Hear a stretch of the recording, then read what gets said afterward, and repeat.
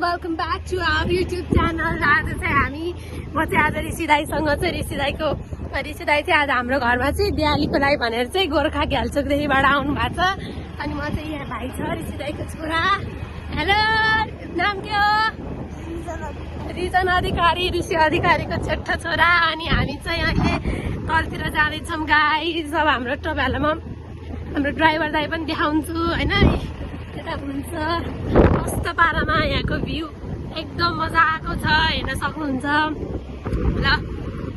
यस्तो रमाइलो छ। कस्तो लागिरहेछ बाबु तिमीलाई बाबाको ठुलमम्मीको घर? राम्रो? अलिक ठुलो छोले?